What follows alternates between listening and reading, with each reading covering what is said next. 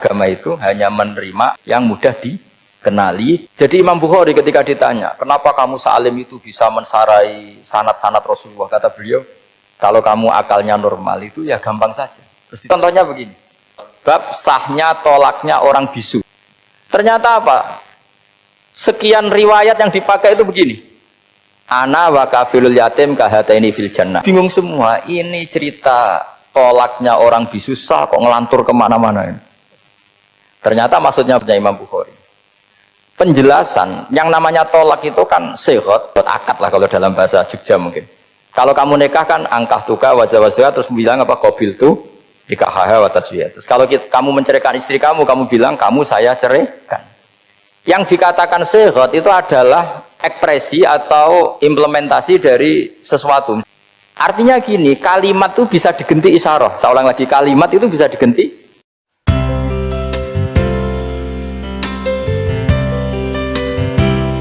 Karena kalau tidak terikat sebab, itu nanti takutnya ayat umum menjadi liar. Misalnya begini, pernah ada aliran sesat dulu. Kebetulan di Jogja itu, saya lihat di TV. Entah salah kiainya, entah salah dosennya, entah salah siapa. Atau salah orangnya agak stres, tidak tahu saya. Semoga salah orangnya itu sholat menghadap 4 arah. Alasannya Allah nggak ada di mana-mana, ya sudah di barat. Rakaat kedua ke utara, rakaat ketiga ke timur, rakaat keempat ke selatan. Itu uniknya itu ngawurnya lah, bukan uniknya. Ngawurnya itu dalil fa'ina matuwallu fathamma wajhuwa. Kamu hadap kemana saja di sana dari itu Allah. Sehingga semua ulama ketika bikin kaidah al-ibratu bi umumil lafzi la bi khususis sabab selalu menyertakan kecuali khususus sabab ini ada illatul hukmi. Maka itu enggak jadi. Kayak ayat tadi, kalau kamu pakai umumnya lafaz itu kan boleh sholat menghadap mana saja.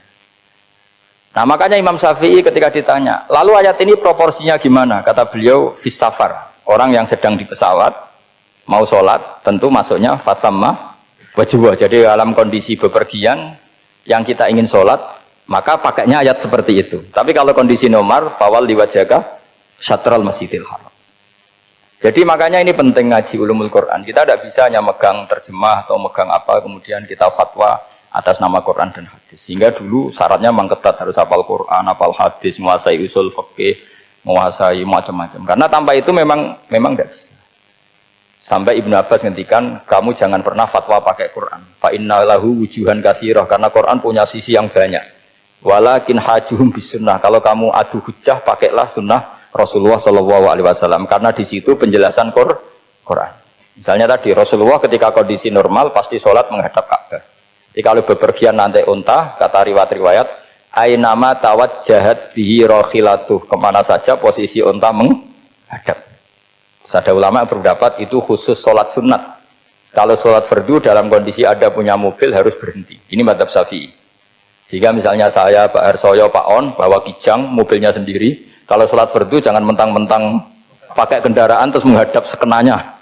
Kalau mau ke Banyuwangi berarti menghadap ke timur, enggak, itu yang boleh hanya sholat sunat. Kalau sholat fardu harus berhenti, karena kijang ini dalam kendali Anda. Kecuali dalam surah yang kendaraannya tidak dalam kendali Anda. Misalnya kita naik pesawat. Jadi harus dibedakan. Jangan mentang-mentang Nabi sholat di onta kemana saja menghadap, tapi konteksnya kan onta ini, cara berpikir onta ini dalam kendali Nabi. Tapi kalau pesawat kan tidak. Jelas ya? Jadi makanya ini pentingnya proporsional. Jadi kalau kita naik kijang misalnya mau ke Banyuwangi, kalau waktu duhur ingin sholat ya harus berhenti. Karena yang ainama tawajjahat bihi rakhilatuh, kemana saja kendaraan membawa kita, itu dalam konteks sholat apa? Sunnah. Jadi ini pentingnya ulama. Ini yang dikatakan al-ulama warasatul anbiya. Karena sanad ini musalsal, terurut sampai Rasulullah SAW. Terus ada lagi ayat umum yang akhirnya jadi judul umum. Misalnya begini.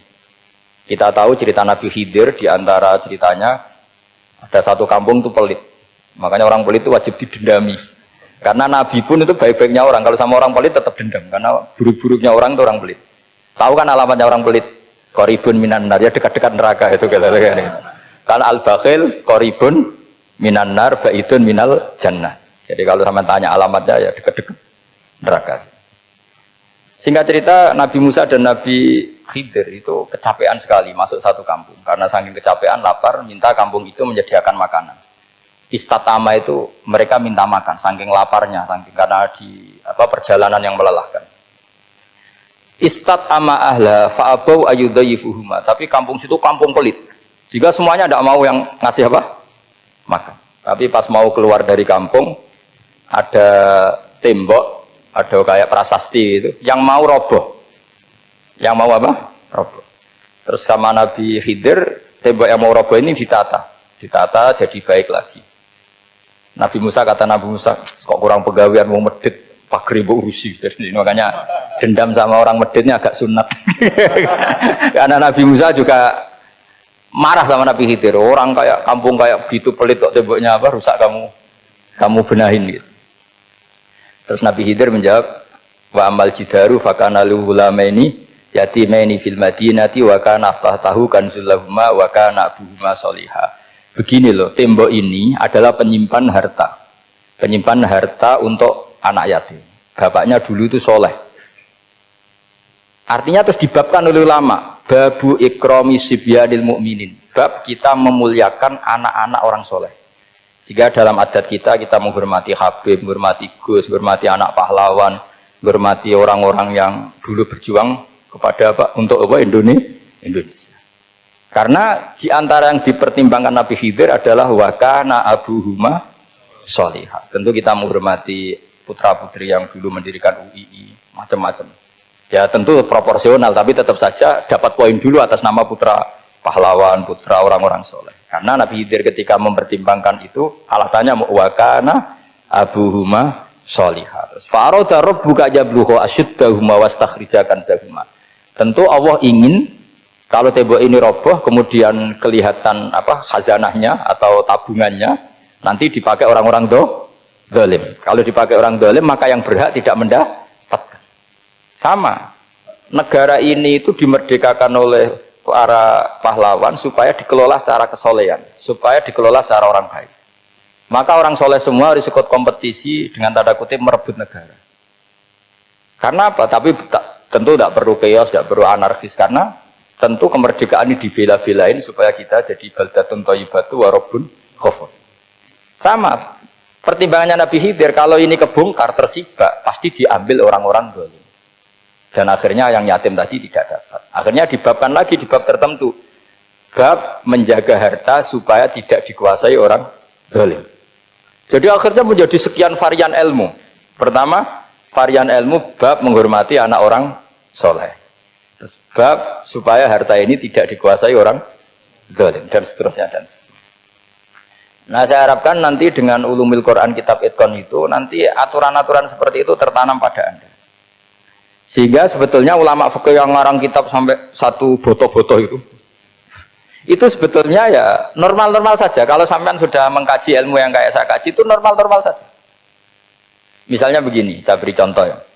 Orang munafik itu disifati Allah gimana? Wa idza qamu ilas sholati qamu kusala. Orang-orang munafik adalah orang ketika mau sholat itu bermalas-malasan.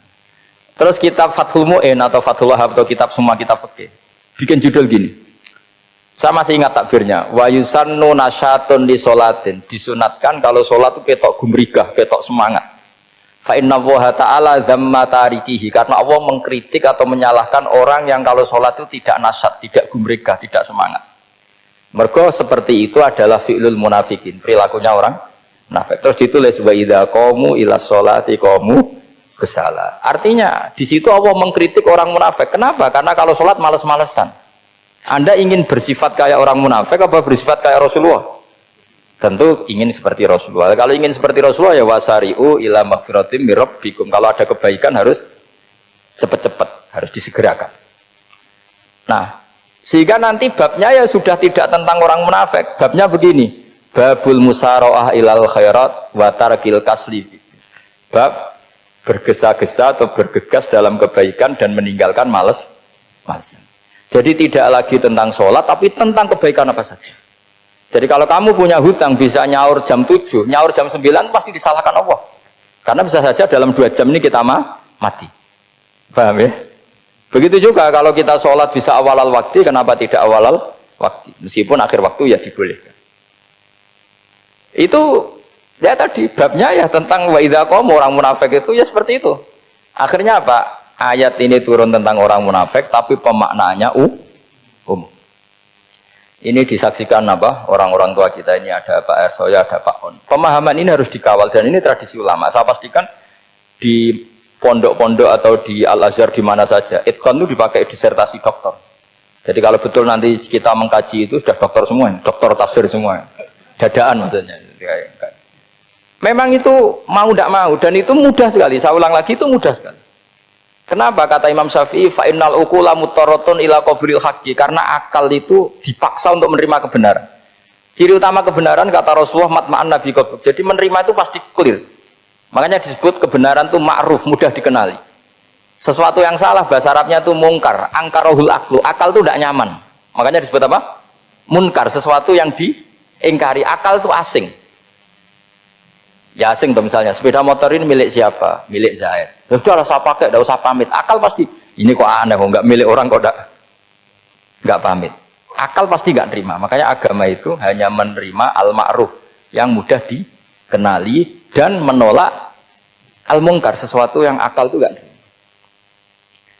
Jadi Imam Bukhari ketika ditanya, kenapa kamu salim itu bisa mensarai sanad-sanad Rasulullah? Kata beliau, kalau kamu akalnya normal itu ya gampang saja. Terus ditanya, contohkan. Beliau contohnya begini. Pernah syurrahul hadis, para pensarah hadis itu habis otaknya. Gara-gara Imam Bukhari bikin judul begini. Babu sihhati tolakil akhras. Ingat-ingat ya. Babu sihhati tolakil akhras. Bab sahnya tolaknya orang bisu. Orang bisu itu orang nggak bisa ngomong tuh kalau bahasa Jogja. Bisu ya? Bisu. Bisu itu cerita bab sah tolaknya orang akhras. Ternyata apa? Sekian riwayat yang dipakai itu begini. Ana wa kafilul yatim kahataini fil jannah. Nabi pernah ngendikan saya dan yang merawat anak yatim kahataini fil jannah. Wa asyara bi musabbihatihi wal wusta. Pokoknya Nabi ngendikan begini. Paham ya? Maksudnya apa? Betapa yang merawat anak yatim itu sangat dekat dengan apa? Dekat dengan Nabi di apa? Surga. Terus hadisnya berikutnya asyahru hakada pakai tangan 10, ahakada wa hakada wa hakada berarti 30. Asyahru hakada wa hakada wa hakada berarti berapa? 29. Terus berikutnya hadis Aisyah sholat lama, terus ditanya orang di tengah-tengah sholat, Aisyah kenapa sholat lama? Fa asyarat nahwas sama. Kemudian Aisyah memberi isyarah nahwas sama. Ternyata saat itu gerhana apa? Mata. Itu surahul hadis bingung semua. Ini cerita tolaknya orang bisusah kok ngelantur kemana-mana ini. Ternyata maksudnya Bukhari begini, maksudnya Imam Bukhari.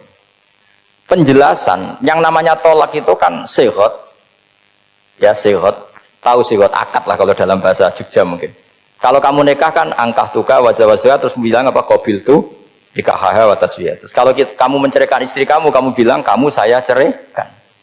Yang dikatakan sihot itu adalah ekspresi atau implementasi dari sesuatu. Misalnya kamu ingin tolak, bilang saja tolak.